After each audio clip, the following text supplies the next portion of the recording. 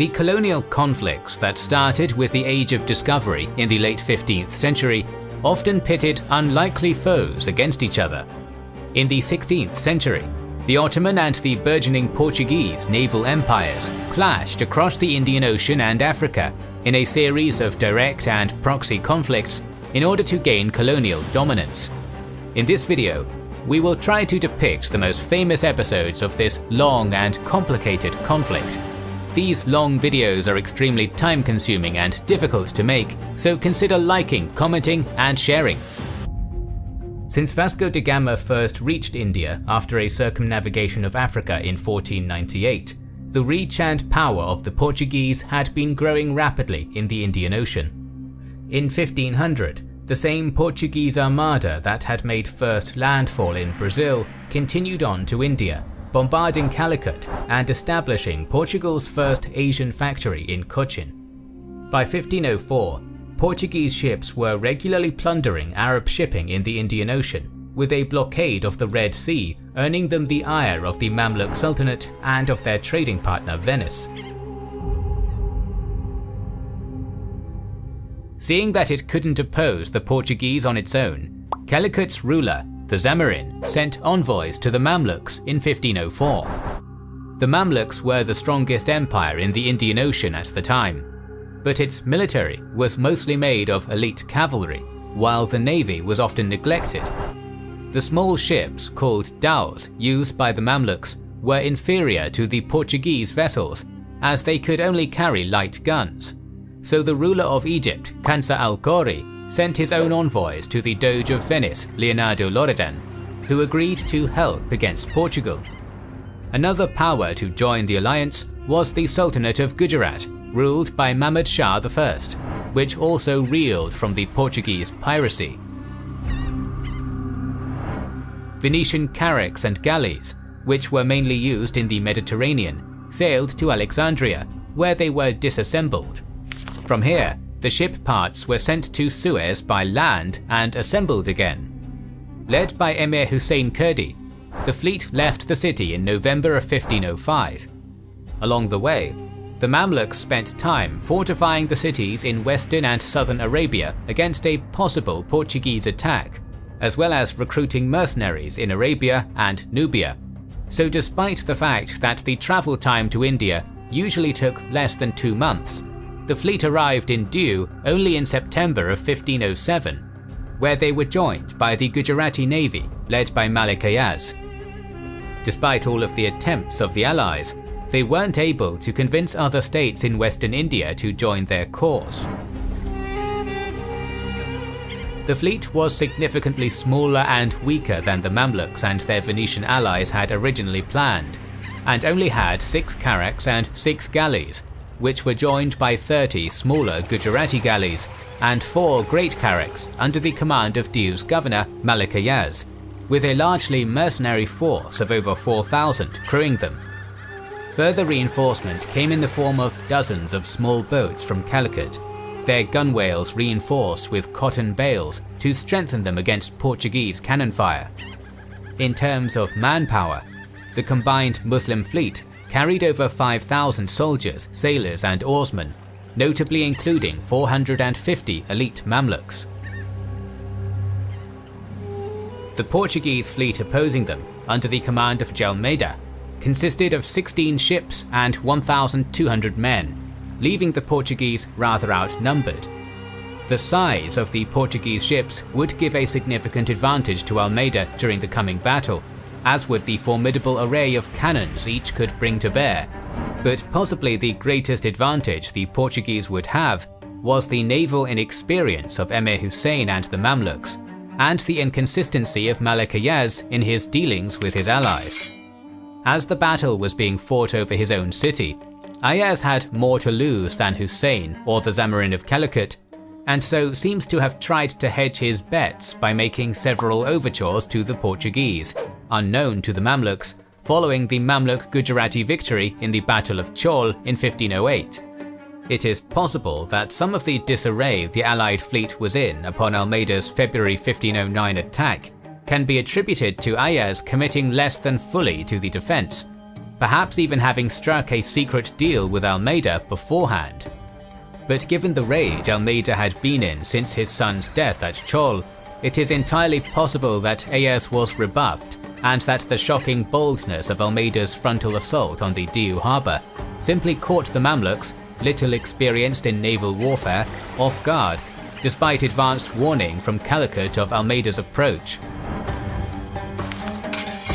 Almeida's fleet approached Diu from the east, sailing at all speed towards the well-defended harbour.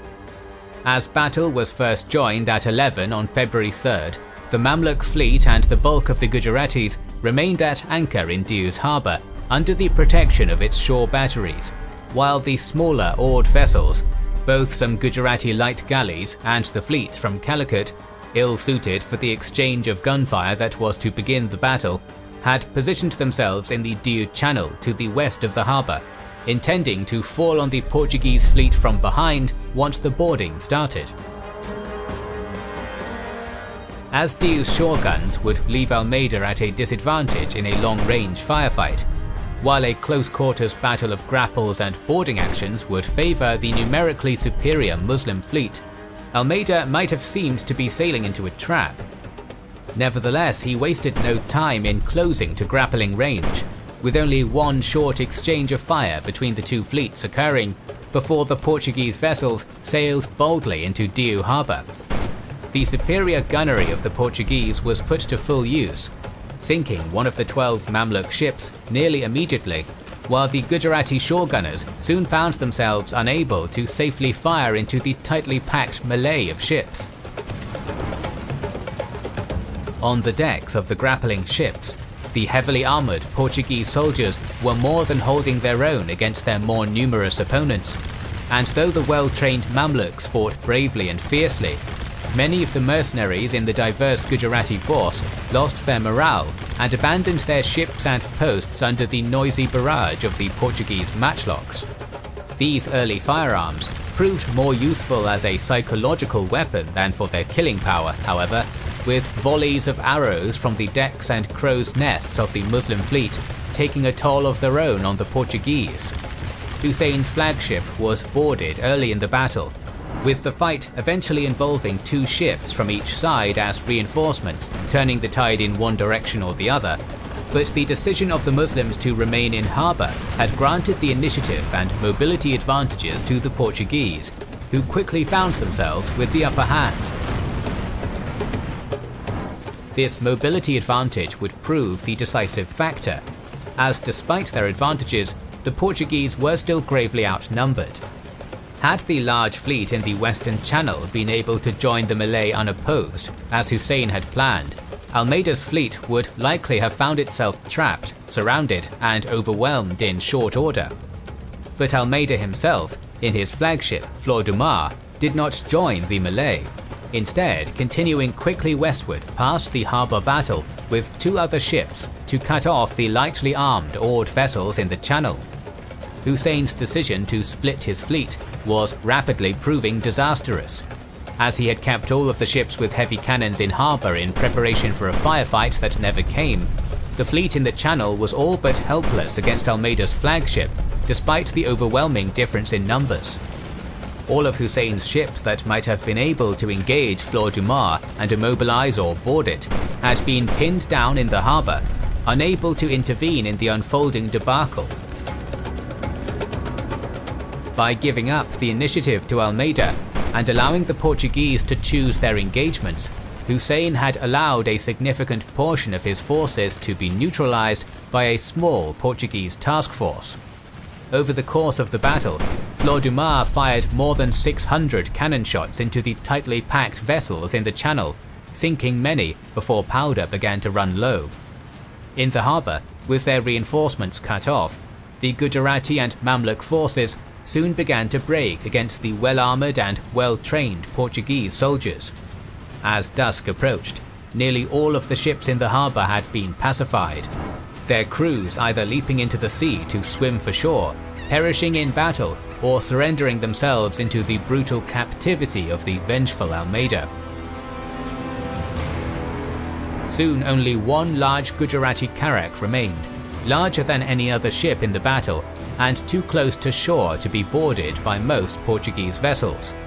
But despite its size and sturdy construction, the immobilized vessel was no match for the concentrated firepower of the victorious Portuguese fleet, and had no available avenue to escape as the smaller boats in the channel had.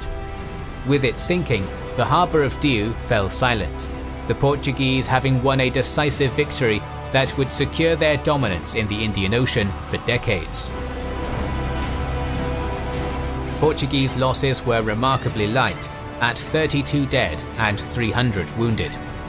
On the Muslim side, the Mamluks suffered the worst losses by far, losing their entire fleet and most of their men, though Emir Hussein escaped to shore with a small party to return to Cairo. The losses suffered by Malik Ayaz's largely mercenary force were similarly steep, bringing the total death toll to over 1,500.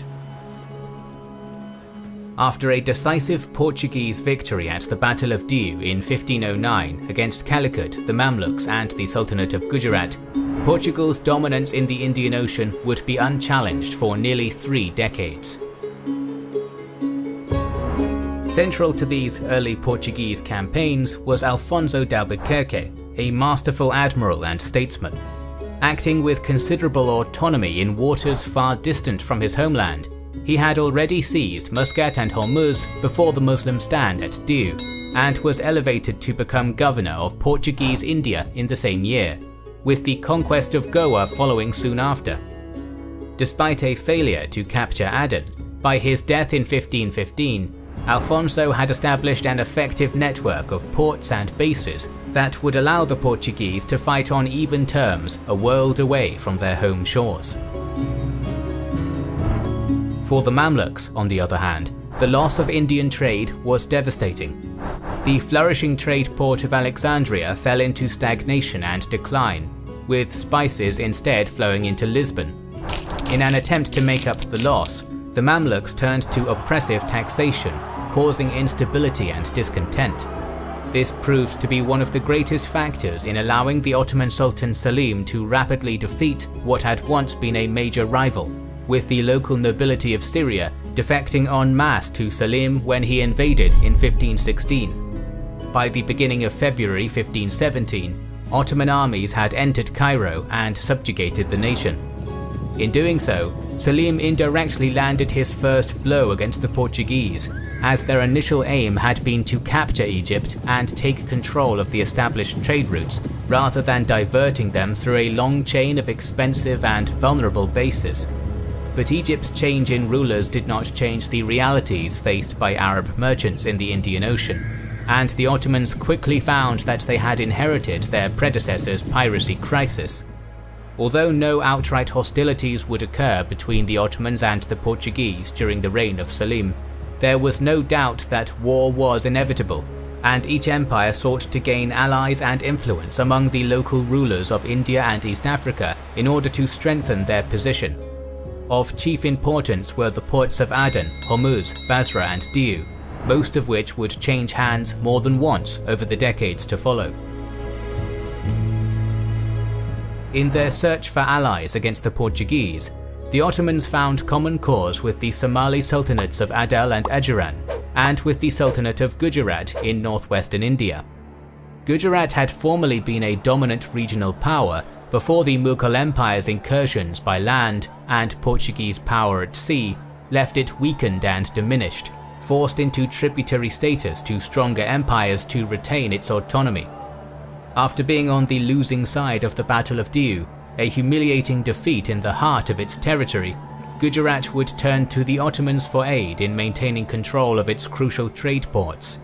With the Balkan and Persian wars still looming, and without access to the Persian Gulf, however, direct Ottoman intervention would be minimal at first.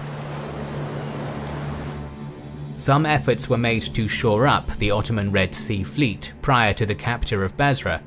In 1525, Grand Vizier Ibrahim Pasha reorganized the old Mamluk fleet, with Selman Reis again serving as admiral after a short imprisonment, possibly for his earlier defection to the Mamluks.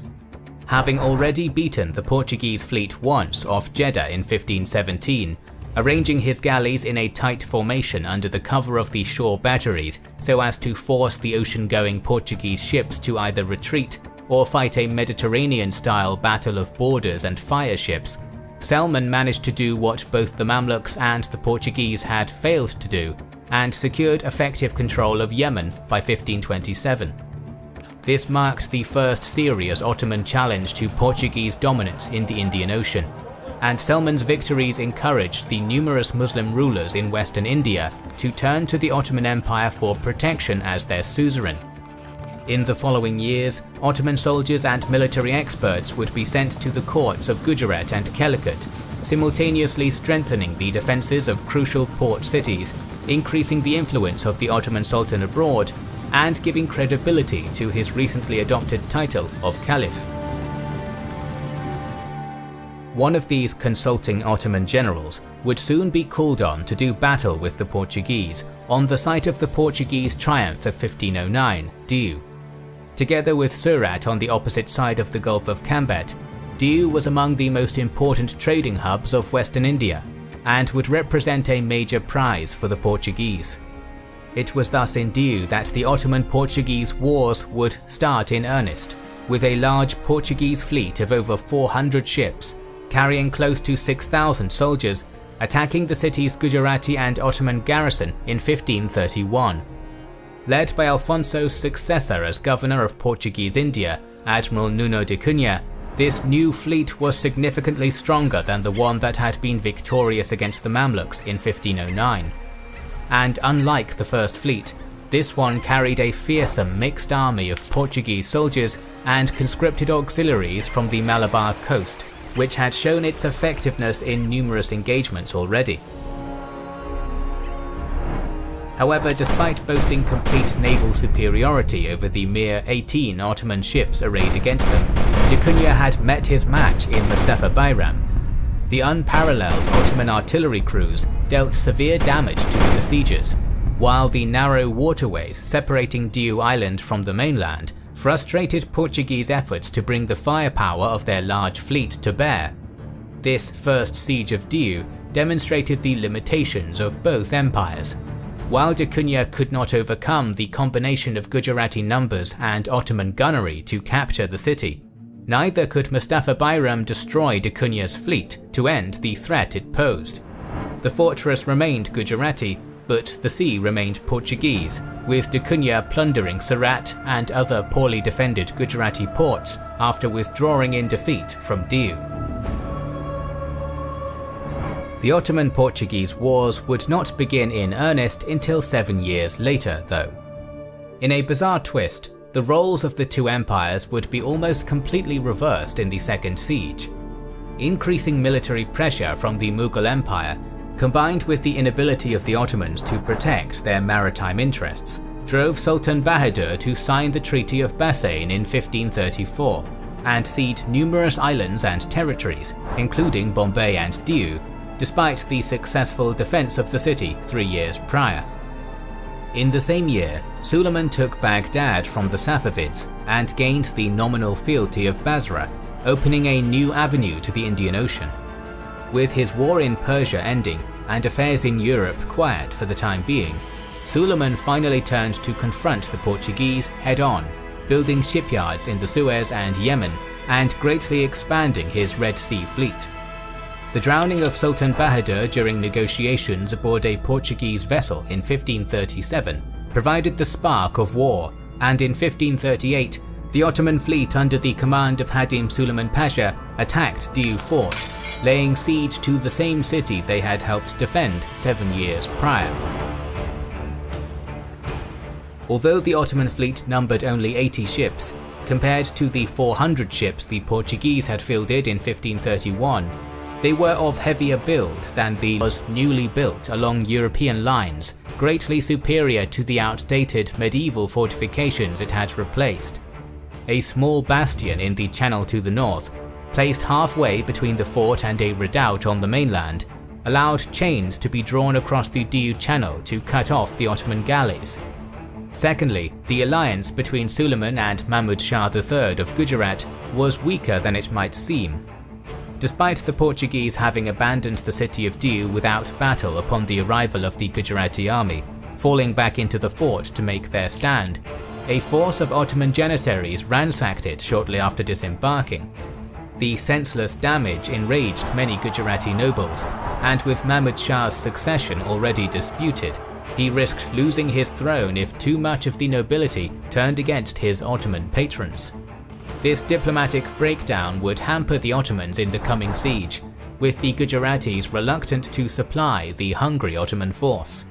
And lastly, the Ottomans were not willing to risk their fleet in open battle so far from their home shores, putting them under pressure to capture the fort quickly before Portuguese reinforcements from Goa could arrive. Despite these various disadvantages, the Ottomans made rapid progress building siege works about the surrounded fort, and by September 28th, a punishing bombardment was underway. But the first hasty attempts to storm the walls were repulsed with significant losses. As the volleys continued over the coming month, various attempts would be made to weaken the defences. First, Qajar Safar targeted the Portuguese strongpoint on the north bank of the ᴜᴜ Channel, assaulting it with Gujarati forces backed up by Ottoman guns.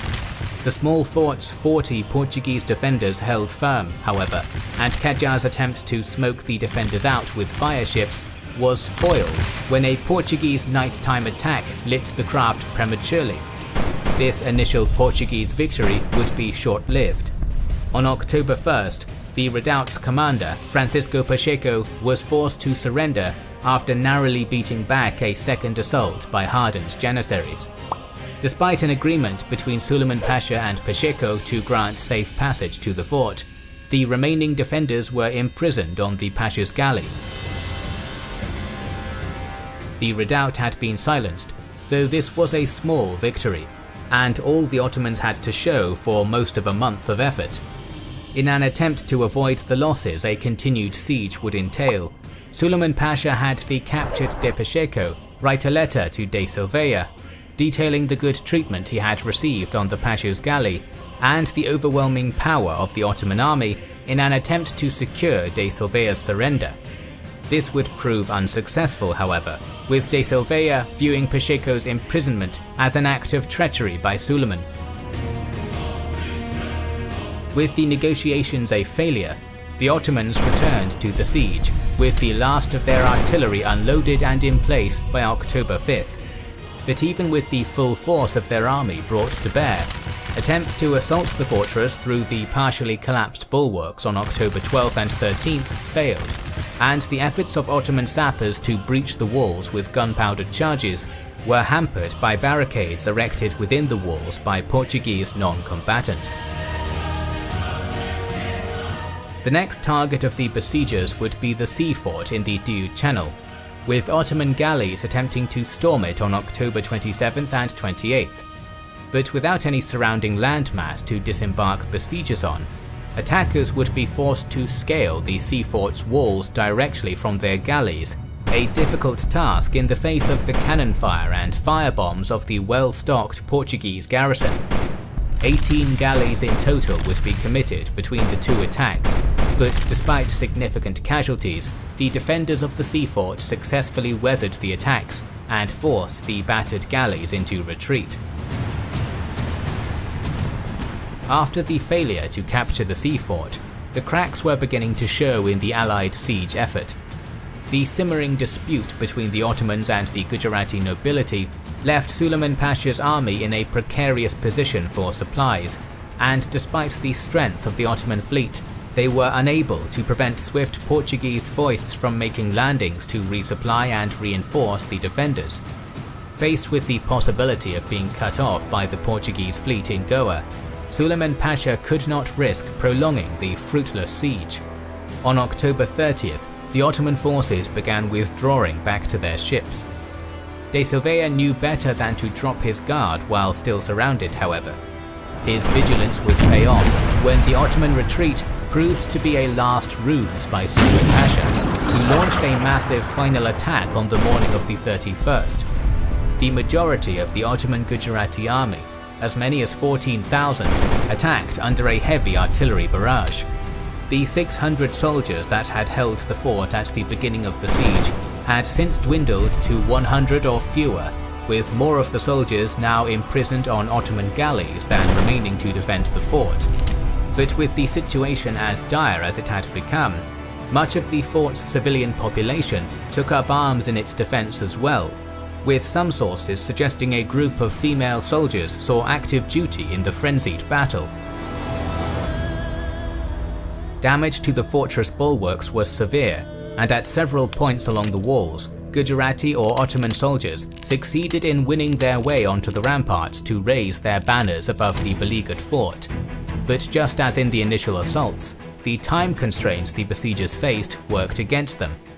In their haste to crush the remaining opposition, the troops attacking the walls were exposed to significant friendly fire from the ongoing cannon volleys. Though the fighting on October 31st would stretch the defenders to the breaking point, the attackers were again repulsed, and though similar attacks on the following days would have inevitably ended in an Ottoman victory, no more would be forthcoming.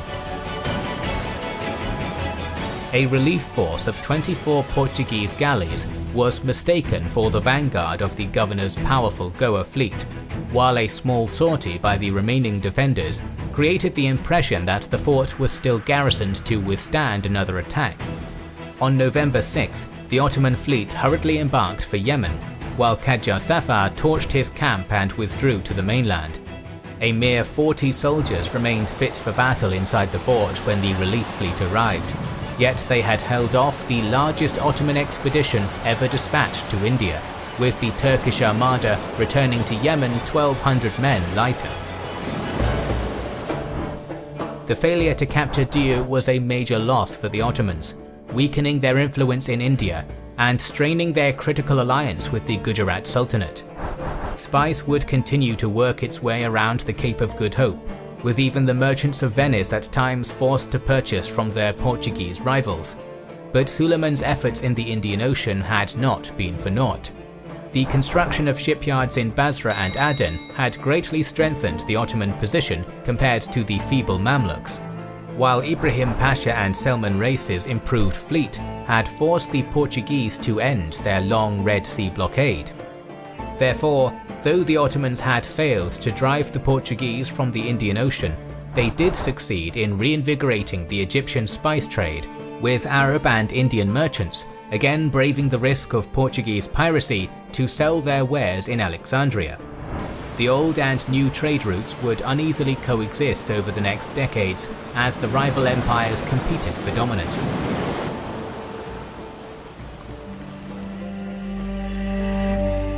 Thought to be the birthplace of the human species and the center of one of antiquity's great empires, the history of Ethiopia is long and storied.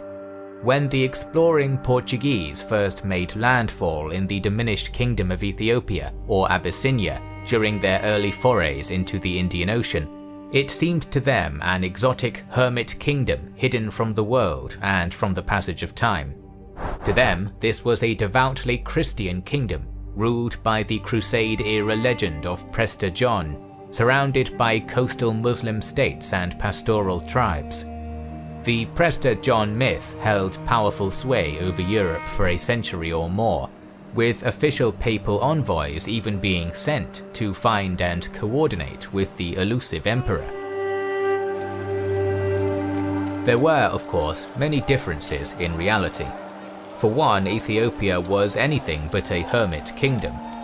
Under the Empire of Aksum, which Christianized only shortly after Rome in 330 AD, Ethiopians traded and clashed with Rome and Persia as a near equal, even dominating the southern areas of Arabia for long stretches of time.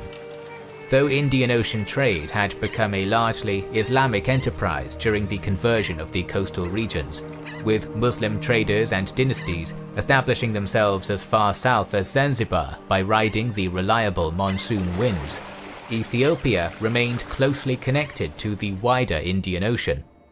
Though rival sultanates rose and fell among the Somalis, none were able to create a single state to unify the coastal regions, leaving them to generally accept Ethiopian suzerainty. Muslim merchants ruled the waves during the 15th century, but tributes and taxes poured into the coffers of the Negus, and Ethiopia's slaves and ivory flowed unabated to markets in Egypt and India. An Ethiopian delegation had even attended the Council of Florence in 1441, where they were excitedly welcomed as subjects of Prester John, despite their every assertion that their Negus, or emperor, was called Zari Yaqub and bore no such title. The years just prior to the Ottoman entry into the Indian Ocean had not been kind to Ethiopia, however. Throughout the 14th century, the nearest thing to a Muslim rival to the empire had been the Sultanate of Ifat under the Walaasma dynasty, a disunified state ruling over a coastal merchant elite often loyal to the Ethiopian Negus, and a pastoralist semi-nomadic population generally unconcerned with the borders or conflicts of the two states.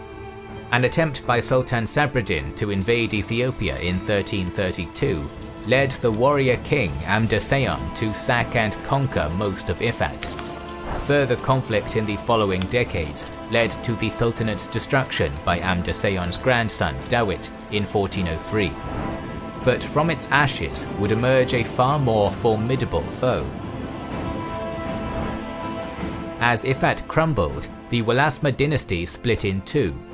Some of the ruling family opted to remain in the former lands of Ifat, retaining some wealth and influence.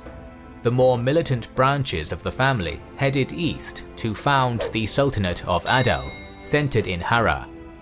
In the century that followed, succession crises and weak monarchs would weaken Ethiopia's hold over both its coastal Muslim tributaries and the increasingly powerful Christian feudal nobility at home, while Adal prospered from trade and bolstered its military might through the conversion of Afar and Somali pastoralists to Islam. Still, in 1516, Ethiopia remained strong, and with the aid of a Portuguese fleet, Negus Lebna-Dengel scored a significant victory against Adal, killing its sultan Mahfuz and even burning Ifat's old capital of Zela. Chroniclers triumphantly declared the Muslim threat ended forever, but the following years would change everything.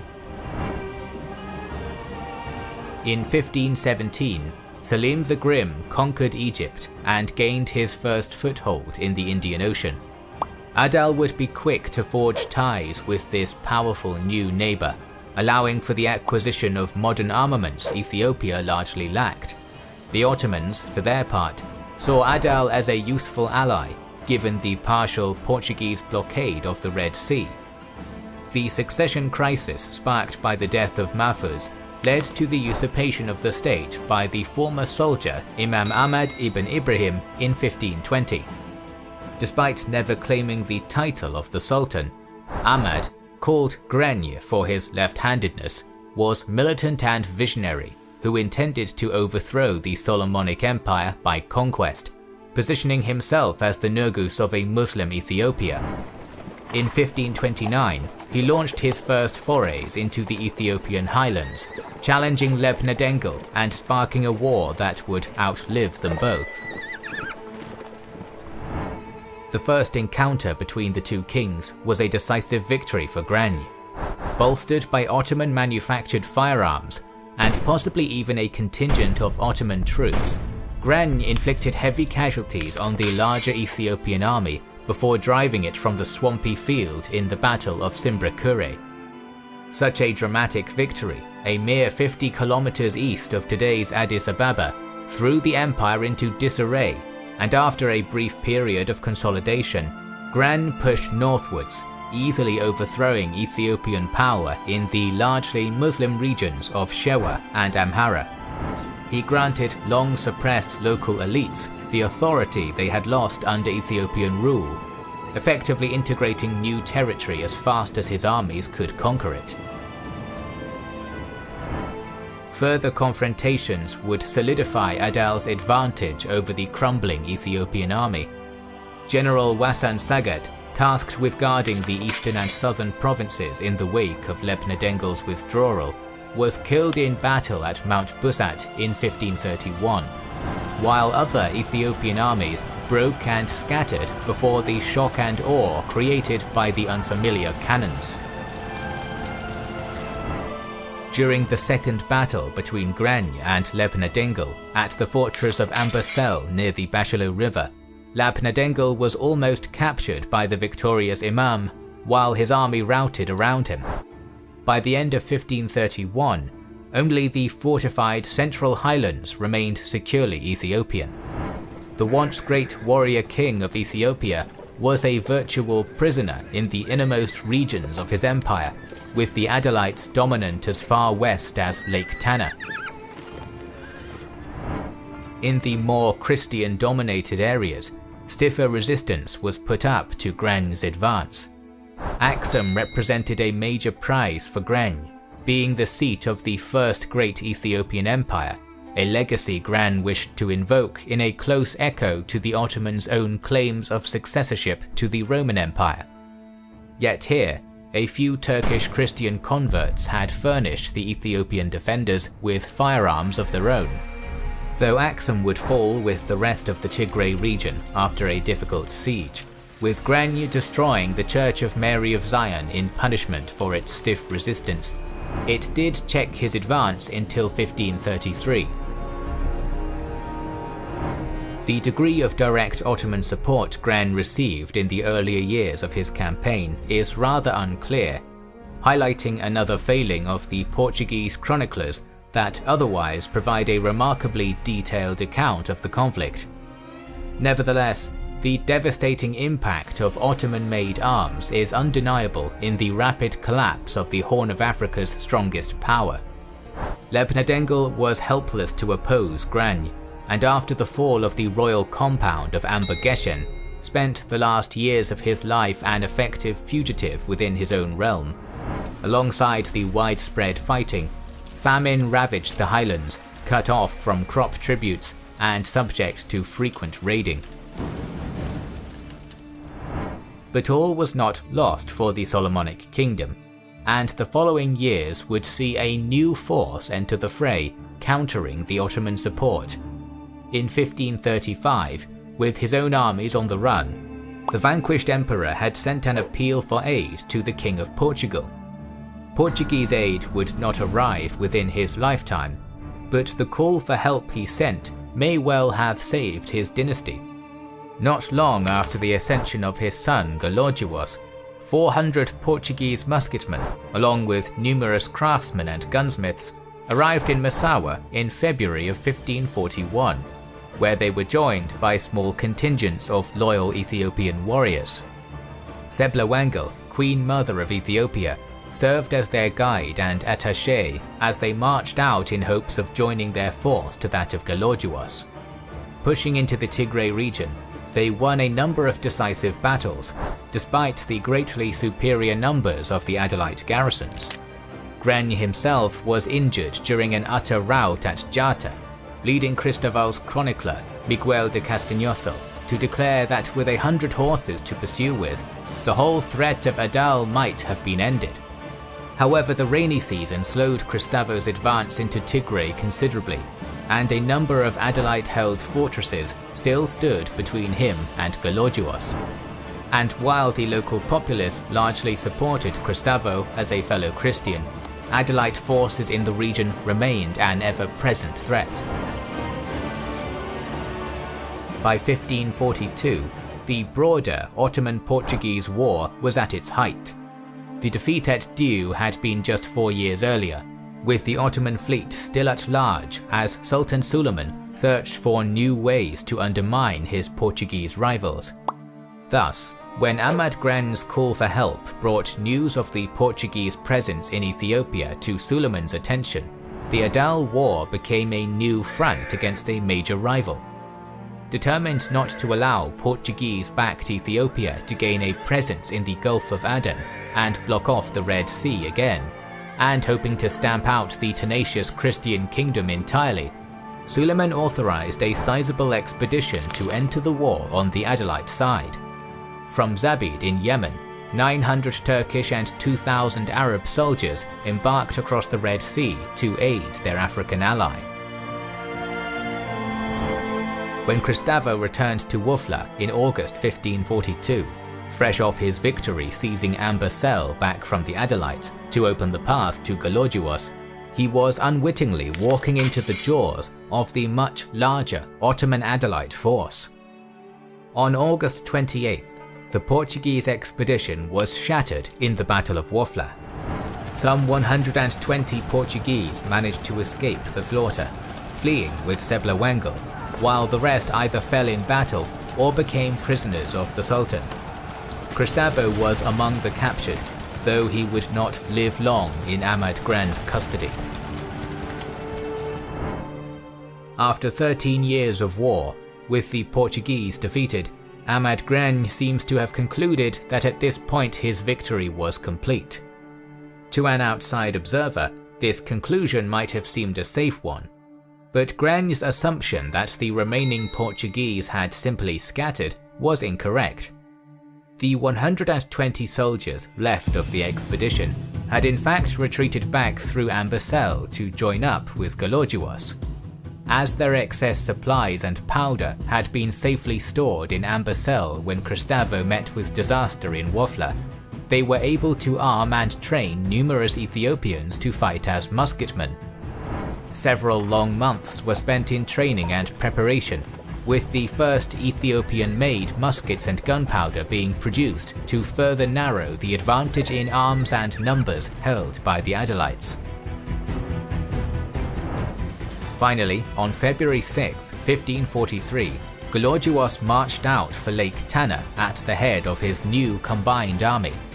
Lepanto's army had been unprepared for gunpowder warfare, and Kristavo's had been small and unfamiliar with the landscape. But Gologyios's combined the strengths of both into something far greater. On February 21st, his army met the Adalites in what would be the deciding battle of the war. Though outnumbered, they took Ahmad Gran and his forces by surprise, secure as the Adalites were in their victory. Accounts of the battle are unfortunately somewhat questionable, most significantly the numbers of soldiers involved, with the Chronicle claiming 9,000 Ethiopians against 15,000 Adalites. As the Ethiopian monarchy had only just a few years earlier been effectively exiles, it seems unlikely they could have so rapidly mobilized an army larger than the army Lepanto had drawn from the whole of a unified Ethiopia. And as the Adalites were not on active campaign when they met Gologyios at Lake Tana, well within what they considered safely subdued territory, it is equally unlikely that Gran would have the entirety of his forces mobilized. Most of the warriors he had relied upon during his conquests were pastoralist tribes, which would have returned to their lands and herds with the plunder of the previous year's victories. But even if the numbers are exaggerated, the significance of the battle's outcome can hardly be overstated. The Adalites fought bravely and competently despite the disarray the Ethiopians had caught them in, buoyed up as they were by the skilled Ottoman and Yemeni gunners and by their own years of hard-won experience. But the addition of gunnery to the Ethiopian army would doom the Adalite campaign. Ahmad Gran found his position the target of concentrated volleys of musket fire. Soon enough, a bullet found its way through the Adalite lines to the intended target of the barrage, killing the imam and shattering Adalite morale. Another tradition holds that their surprise and disorganization allowed for a single Portuguese musketeer to rush a gap in their lines, reaching Ahmad Gran himself as he shouted orders over the deafening musket fire. Mere moments later, both fell, mortally wounded, the musketeer having shot Gran through the breast before being set upon by the surrounding Adalite soldiers. This heroic account is not related by Castanhosa and is likely a fabrication, but however the Imam's death came to be, its impact on his forces was the same. The past 14 years of war had been the product of one man's vision. The shock of his death broke the morale of the Adalites, and in a remarkably close echo to the Portuguese flight after Cristava's death, the remnants of the Turkish and Yemeni force fled back to the coast of Adal with Gren's widow, ᴰᴍᴍᴇ. On the battlefield they left behind, Gren's body was beheaded, with the grisly trophy displayed to all surrounding countryside to spread word of the great conqueror's passing. The war would drag on for 5 years further, with Adal under the control of Gren's nephew, ᴰᴏᴍᴍᴇ, due to his son's capture by the Portuguese, though Gren's death had largely ended the existential threat Adal posed to Ethiopia. Though Adal retained much of its strong army, ᴰᴏ failed to inspire the same dread or loyalty his uncle had, leading to a gradual Ethiopian reclamation of the lost territories. ᴰᴏ's legacy would not be in the form of conquest, but in the construction of Harar's impressive and still standing walls. Soon, the war turned to stalemate, and then to peace between the two bloodied and exhausted powers.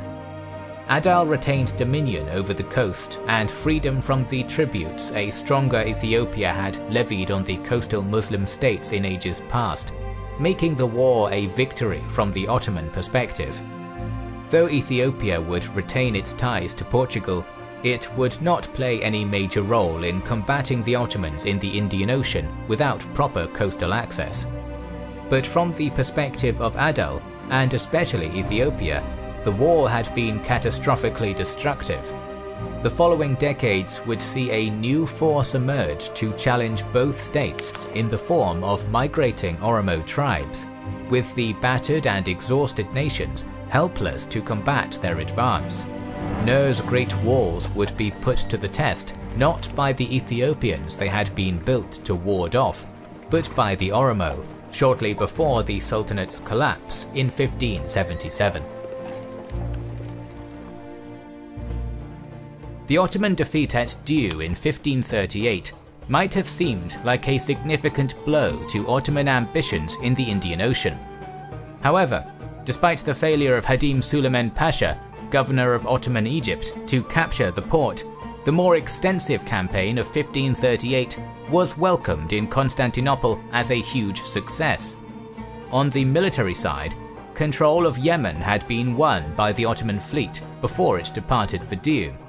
But Hadim Suleiman, despite his age and infirmity, was also waging a determined diplomatic campaign against Portugal, one that was expanding the Ottomans' reach far faster than ships or soldiers could.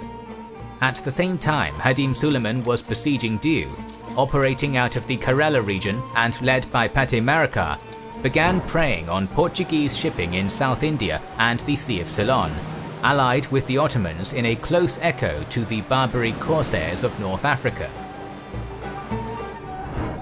Even as far away as modern Indonesia, the outreaches and political connections of 80-year-old Hadim Suleiman were winning bloodless victories for the Ottoman Empire, with 4 ships bearing a tribute in spice from the Sultan of Aceh arriving in the Red Sea in 1538, before returning to Aceh the following year, loaded with Ottoman troops under the command of Hamad Khan. Even in Gujarat, the defeat at Diu had not been as complete as it might have seemed. The Ottoman merchant community in Gujarat held enough political sway in the Sultan's court to get their leader, Khaja Safar, appointed governor of Surat, and enough wealth to organize fortifications and ships of their own in preparation for another attack. In light of these successes, Hadim Suleiman Pasha would be elevated to the position of Grand Vizier by Suleiman the Magnificent in 1541, heralding a period of intense Indian Ocean focus for the Ottoman Empire. On the Portuguese side, by 1541, the situation was beginning to look rather dire. Portugal remained the dominant Indian Ocean power in many respects. Both Pate Maraka's fleet and Hamad Khan's 1539 attempt to besiege Portuguese Malacca had been defeated.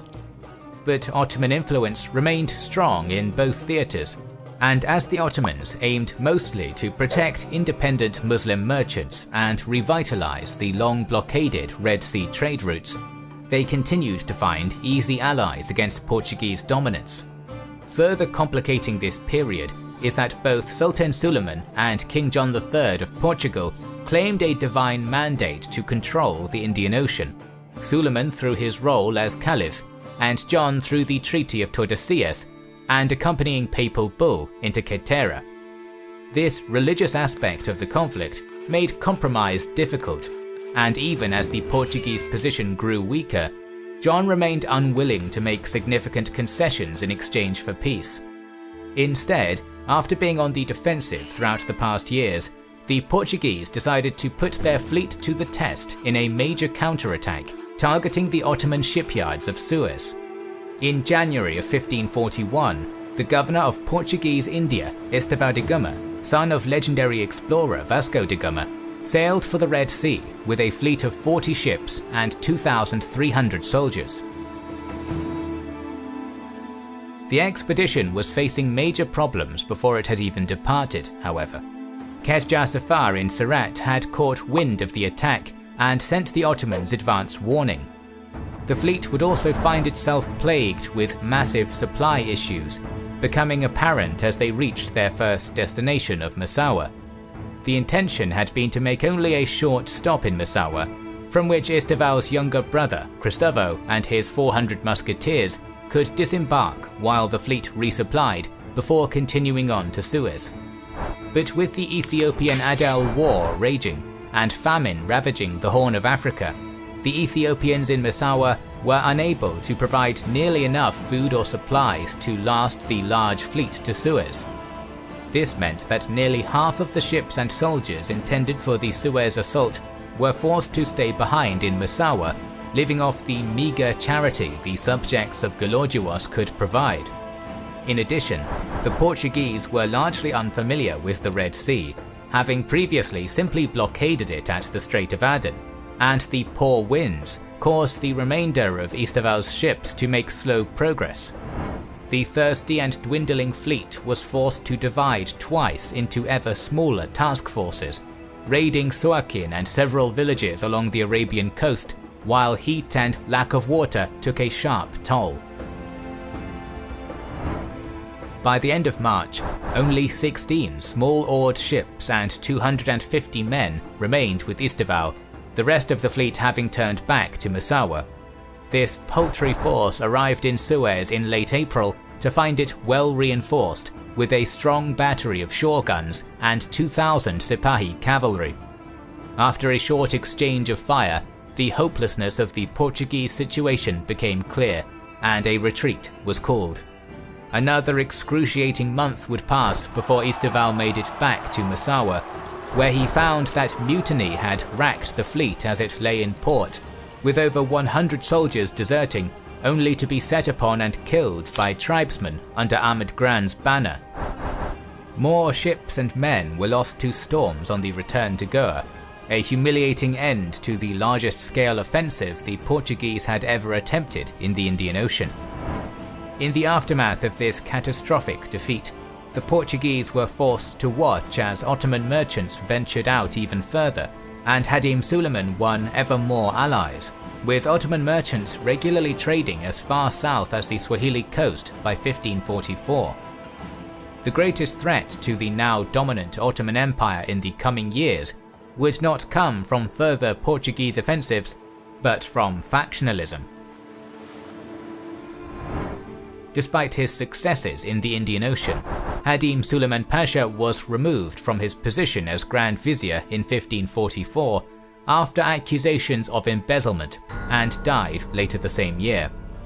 In his place rose Rustem Pasha, the Sultan's son-in-law, and a major rival of both Hadim Suleiman and his protege Daud Pasha, who had taken over as governor of Egypt.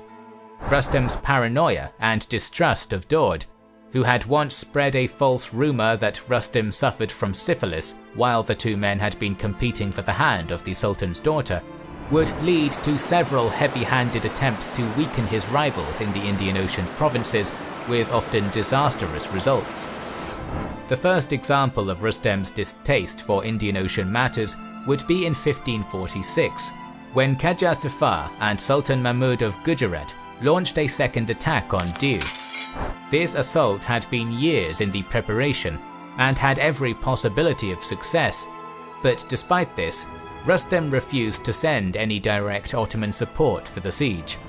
The governor of Zebid, being a relative of Qajar Safar's, did send a small detachment of janissaries and artillery to support the Gujarati effort, but compared to the huge expedition Hadim Suleiman had taken to Diu in 1538, it was clear little support would be coming from Rustem Pasha or the Ottoman central government.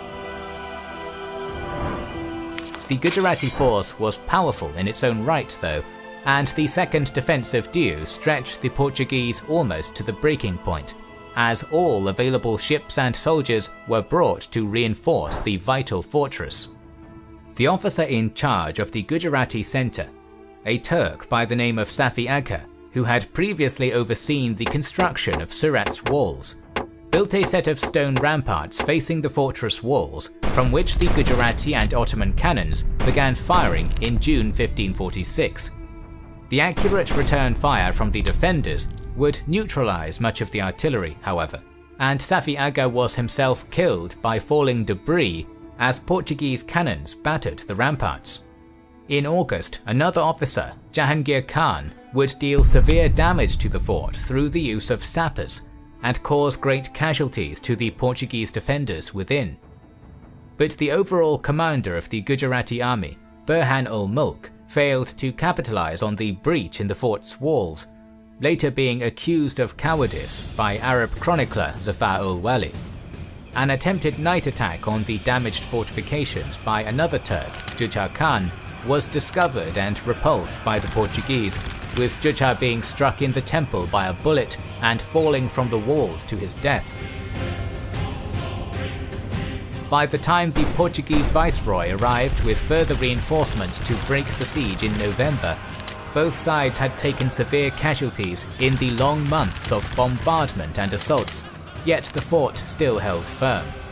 Qajar Safar had been among the fallen, and his community of Ottoman merchants and expatriates had borne the brunt of the fighting, suffering the most severe casualties and largest expenses, largely ending their existence as a major political power within Gujarat. Much like in the first siege of Diu, the defeat of the Ottomans' allies at Diu was partially offset by opportunistic gains elsewhere. While the full strength of Portuguese India was devoted to defending Diu's walls, Ottoman governors and allies in Arabia sacked Muscat, captured the Portuguese allied port of Kishan, and ousted a rebellious tribal governor in Basra to bring the crucial province under direct Ottoman control. But Rustem Pasha's abandonment of Hadim Suleiman's network of alliances had cost the Ottomans a unique opportunity to oust the Portuguese from India, and his policies would create further disasters in the coming years. The first of these would be the appointment of Uveyz Pasha as governor of Ottoman Yemen in 1547. Uveyz was a young and inexperienced officer, chosen for his personal loyalty to Rustem rather than talent. Within a year of his taking office, the whole of Yemen had risen up in revolt against the Ottomans, with local leaders inviting the Portuguese in to aid their rebellion, and Uveyz Pasha being assassinated. This one rebellion came very close to undoing the Ottomans' gains of the previous decades, and only quick action on the part of Daud Pasha, circumventing the chain of command and bypassing Rustem, allowed the rebellion to be crushed before the Portuguese could intervene. After this debacle, Rustem made no further interventions in the Indian Ocean for several years, allowing relative peace to exist between the Ottomans and Portuguese from 1547 until 1552. But in 1552, Rustem would be back to meddling in full force, launching a massive but poorly conceived offensive against the Portuguese island stronghold of Hormuz. Before the expedition had even been launched, several problems were obvious. For one, the 5 years of peace had been very profitable for the Ottomans, as numerous Portuguese merchants had begun to trade illicitly with the Ottomans in Basra rather than make the far longer journey around Africa.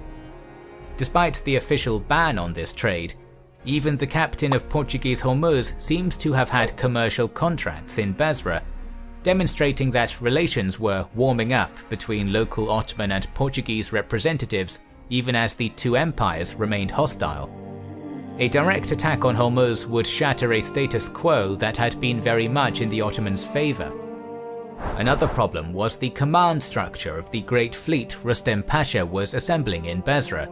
Most of the captains and admirals in charge were Rustem's loyalists from the Mediterranean Navy, with little or no experience in the Indian Ocean. In overall command was ⴑ Reis, a legendary admiral and explorer in his own right, but now nearly 90 years old and reluctant to return to service. The last problem was a heavily armed Portuguese warship that had arrived in Hormuz purely by chance just ahead of the Ottoman fleet in April 1552. Having lost a large portion of their munitions in a shipwreck prior to making landfall, the Ottoman force pillaged the surrounding city, but found themselves unable to crack the fort's defences, bolstered as they were by the warship's crew and guns. At this failure, ⴑ Reis quickly lost his nerve and brought the fleet back to Basra, then abandoned his command to flee back to Suez with his plunder. Upon his return, the storied admiral would be executed for abandoning his post, while the fleet lay leaderless and trapped by a Portuguese blockade of the Strait of Hormuz.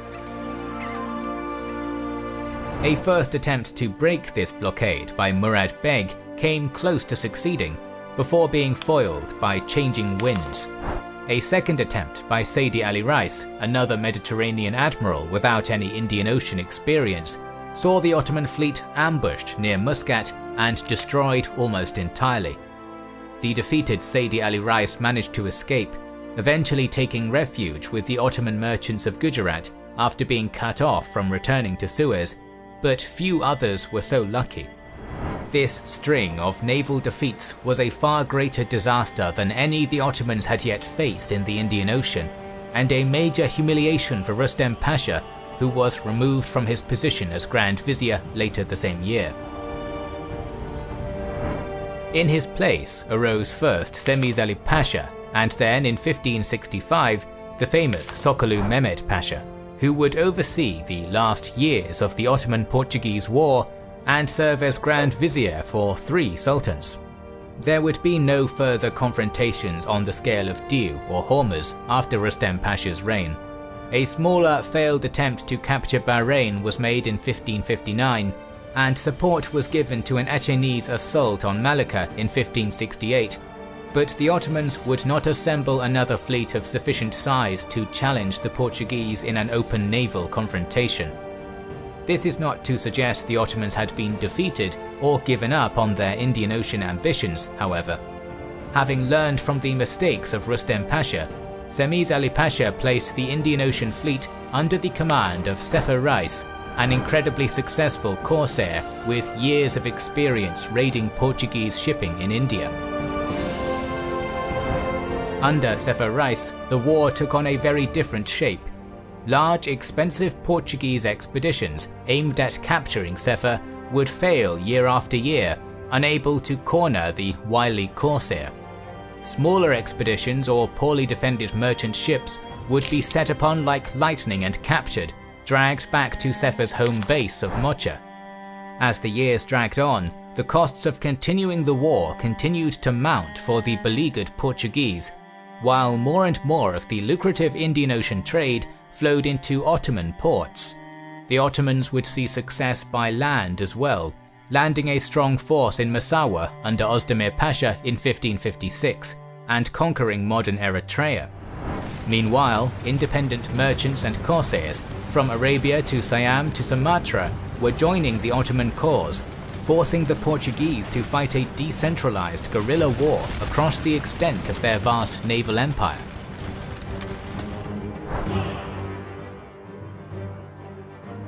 One of the most crucial fronts of this war was Northern Africa.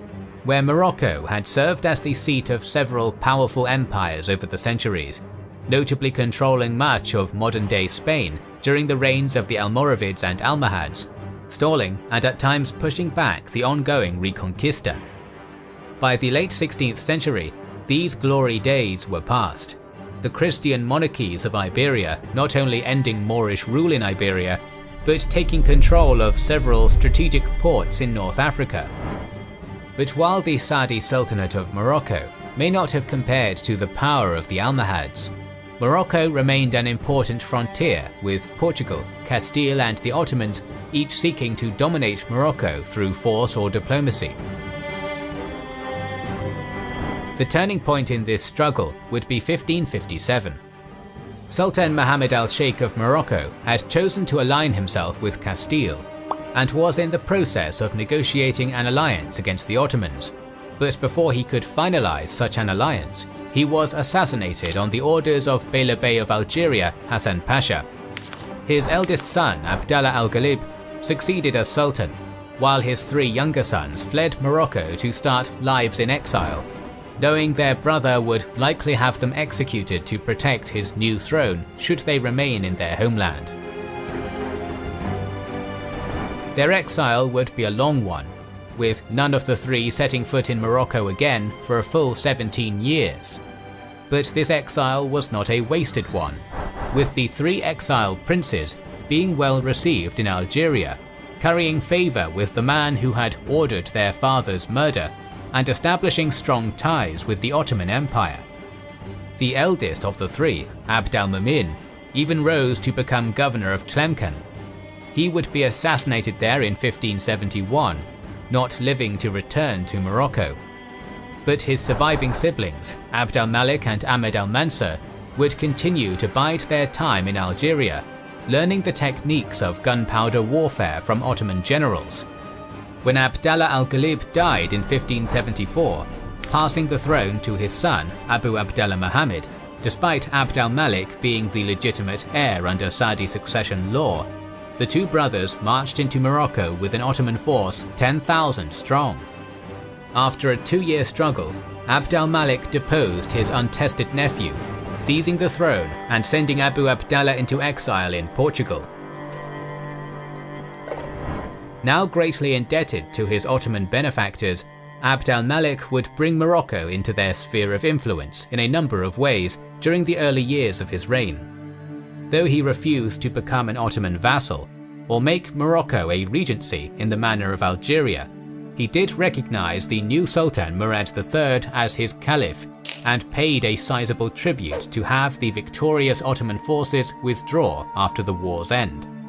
This caused great concern in Portugal, which had been fighting for decades to resist Ottoman expansion in the Indian Ocean, only to see their influence spread to Portugal's very doorstep. Thus, when Abu Abdallah appealed to King Sebastian in reclaiming the throne from his uncle, promising to convert to Christianity and rule as an ally of Portugal, Sebastian was quick to accept. With the full support of the merchants and nobility of Portugal, who feared an Ottoman-aligned Morocco would threaten Portugal's coasts and its commerce with Brazil, Sebastian sent out a call to crusade, assembling a great army of mercenaries, volunteers, and soldiers of Portugal. Bolstered by Moors loyal to Abu Abdallah, the Crusaders invaded Morocco in 1568 with the aim of deposing Abd al-Malik.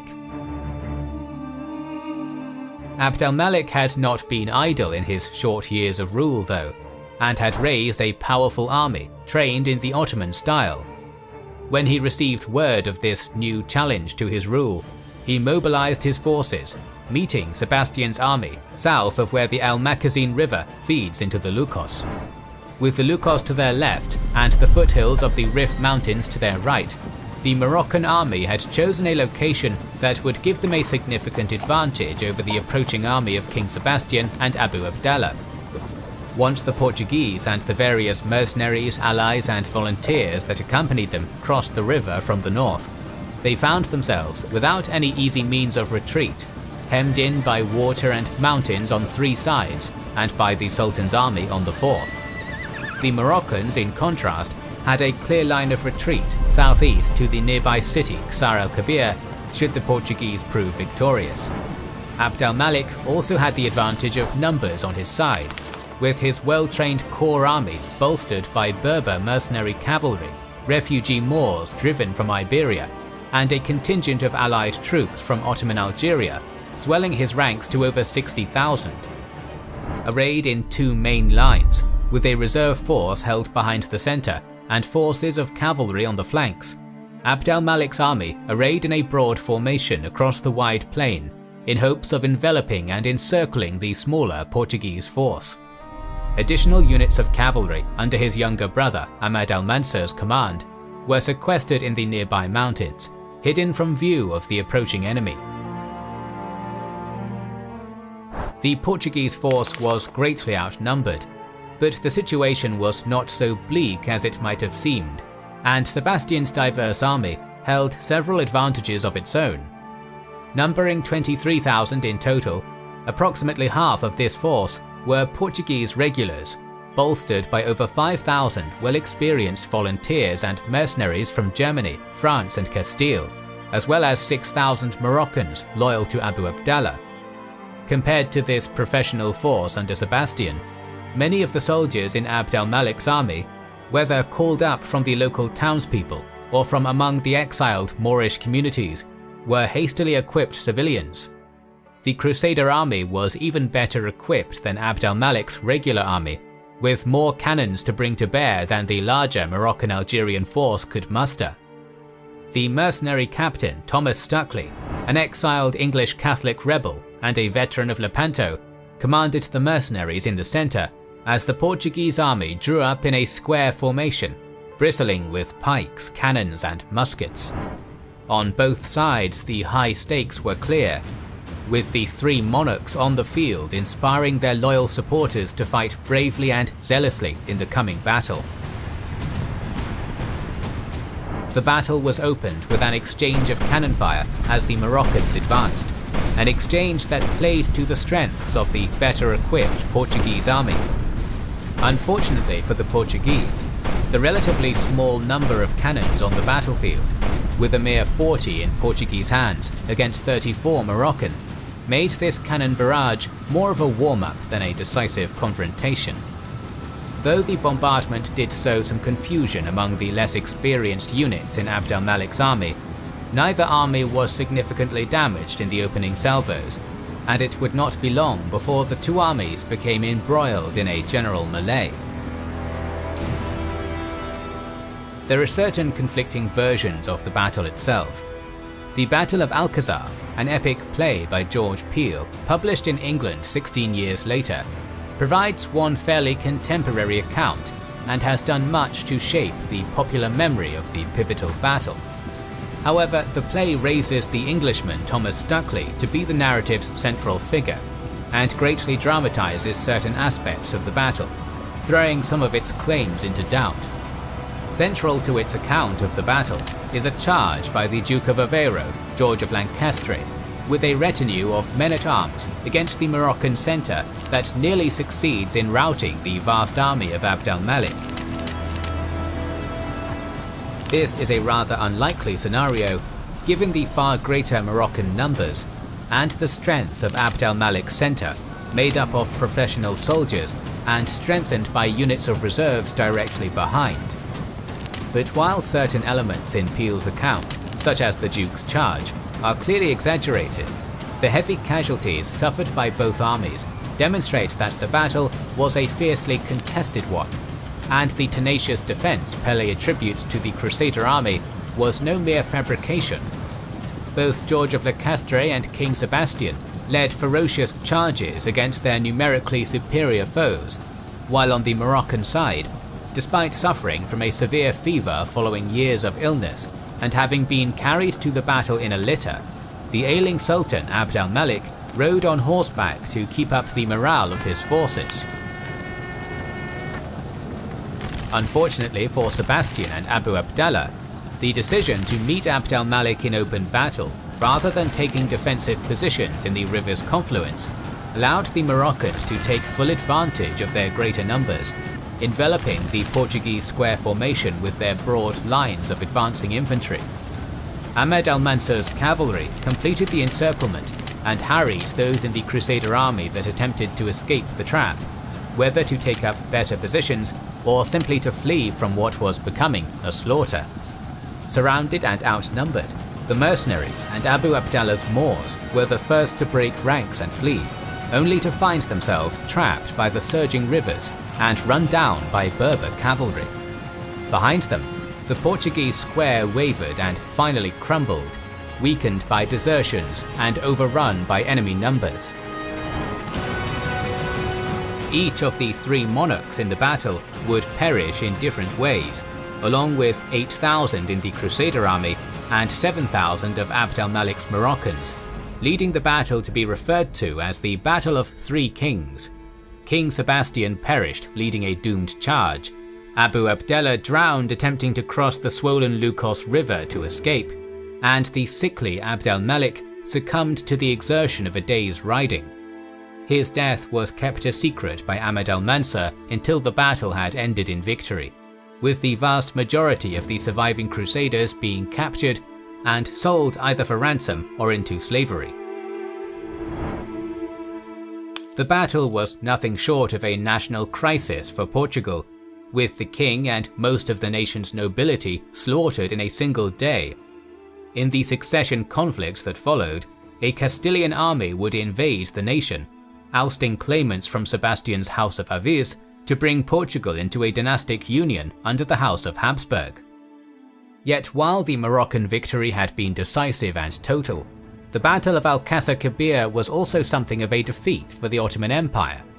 Abd al-Malik had been a loyal Ottoman ally, but Ahmed al-Mansur, who succeeded him, would prove fiercely independent, resisting all attempts to force Morocco into subservience, whether by Portugal, Castile, or his former patrons, the Ottomans. In the coming years, he would oversee a brief golden age for Morocco, building great works across the nation and marching an army across the Sahara to conquer the great Songhai Empire of West Africa. It is difficult to summarize the Ottoman-Portuguese conflict, especially in the light of the latter being annexed by Habsburg Spain. Given the massive discrepancy in size and resources between the two powers, Portugal's dogged defense is quite remarkable, facing down one of the world's greatest empires, surrounded by its allies and tributaries. The small Iberian kingdom had waged decades of unceasing warfare and scored decisive victories in many of the war's largest confrontations. But the accomplishments of the Ottomans were remarkable in their own right. When they had taken over from the Mamluks, the Portuguese had ruled unopposed in the Indian Ocean, with the Red Sea blockaded and the Egyptian spice trade all but strangled.